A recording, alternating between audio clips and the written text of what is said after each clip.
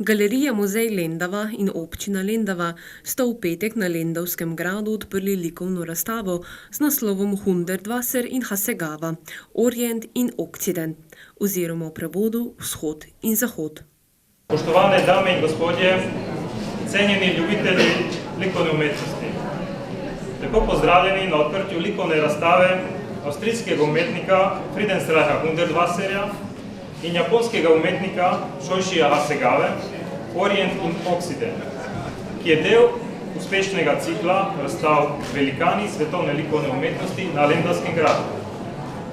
Tudi tokratna razstava je plod odličnega sodelovanja z zasebnim nemškim zbirateljem Richardom Mayerjem, s katerim javni zavod Galerija Muzej Lendava sodeluje že vrsto let. Razstava Orient in Okcident skozi dela Friedenreicha Hundertwasserja in Shoichija Hasegawe predstavlja srečanje dveh svetov, Zahoda in Vzhoda.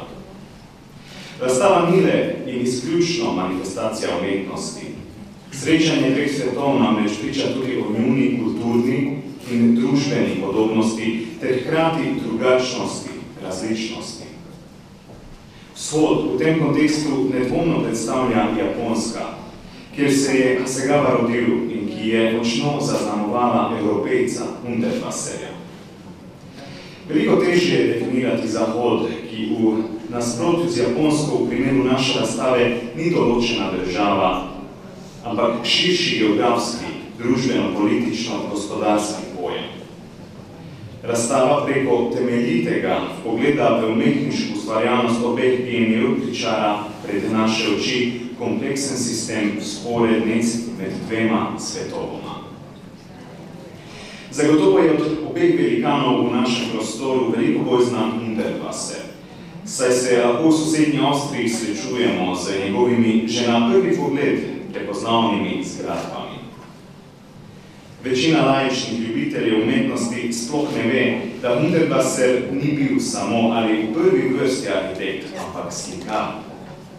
Današnja razstava prikazuje njegov likovno-umetniški razvoj. Na hodniku so razstavljena dela iz njegovega zgodnjega obdobja, nato pa po kronološkem redu sledijo naslednja obdobja. Opazimo lahko, kako postajajo barve vedno intenzivnejše in kako umetnik počasi opušča prvotno abstrahiranje. Na nekaterih slikah najdemo motive, ki niso zaznamovali le njegove umetnosti, temveč tudi njegovo življenje. Takšni motivi so na primer spirala, ladja Regenthal, motiv hiš in motiv oken in tako dalje. Če bi želel definirati bistvo Hundertwasserjeve umetnosti, bi to storil s citiranjem njega samega. Ravna linija ni ustvarjana, je samo črta, ki posnema, kopira. Hasegawina dela predstavljajo neke vrste protiutež Hundertwasserjevim močnim gestam, saj s svojo liričnostjo in barvnimi toni vzbujajo v nas občutek umirjenosti in sproščenosti.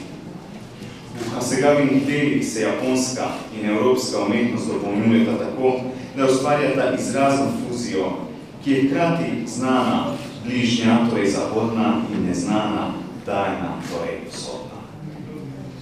Razstava je kompleksno in zapleteno srečanje dveh svetov, vzhoda in zahoda, ter dveh umetnikov, Hundertwasserja in Hasegawe. Sistem in skupek informacij, ki potekajo po več različnih kanalih, lahko obiskovanec dejansko dojame le, če je za spoznavanje novih in neznanih stvari tudi sam odprt vsaj v tolikšni meri, kot sta bila umetnika. Želim vam bogato doživljanje njunih del. Ker avtorji razstave prihajata iz Avstrije in Japonske, sta ob odprtju zbrane nagovorila tudi namestnica veleposlanika Japonske in namestnik veleposlanice Republike Avstrije. Čest mi je, da sem danes lahko obiskala vaš predsedoviče grad Lendava, še posebej, ker je postal stičišče med vzhodom in zahodom in med dvema zelo pametnim umetnikoma.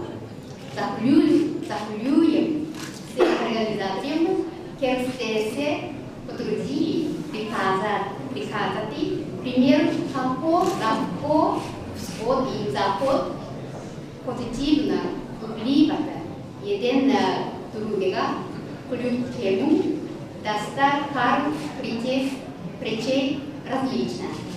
I've got contact between Hasegawa and Hundertwasser has sparked amazing creations which we can witness today here.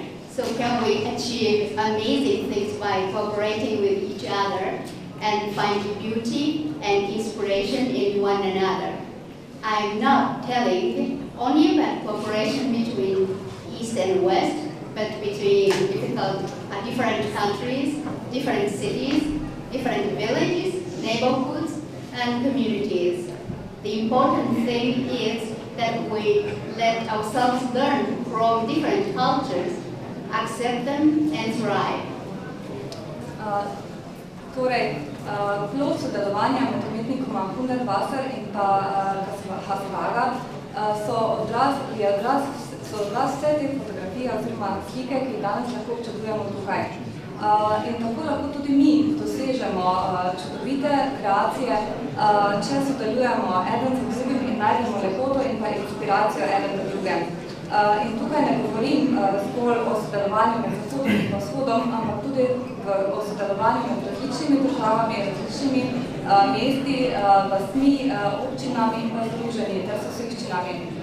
Pomembno je, da se gostimo, da se učimo drug drugega, da se učimo od drugih kultur, jih sprejmemo in za njimi rastemo. Watercolors, drawings, graphics, ceramics, and utility porcelain are juxtaposed to show the influences and interactions of Japanese and European culture in the modern art of the 20th century. At the beginning of the 1960s, both artists, whose birthdays are only a couple of months apart, succumbed, you might say, almost simultaneously to these influences of foreign culture, combined with the study of new techniques. In Friedrich Hundertwasser, he lived from 1920, for those interested, from 1928 to February 2000. Unfortunately, he passed away. In his works, both in painting and architecture, the well-being and dignity of human beings play a special role. Colorfully, he unfolds an art of wealth and abundance, of almost oriental opulence, which is underlined by his imaginative use of materials. In 1961, he painted in Tokyo, Nara, and Hokkaido, and was exhibited there for the first time at the Tokyo Gallery in Tokyo. Although Hasegawa traveled to Paris to study European art almost at the same time and stayed in Europe, he had previously visited Hundertwasser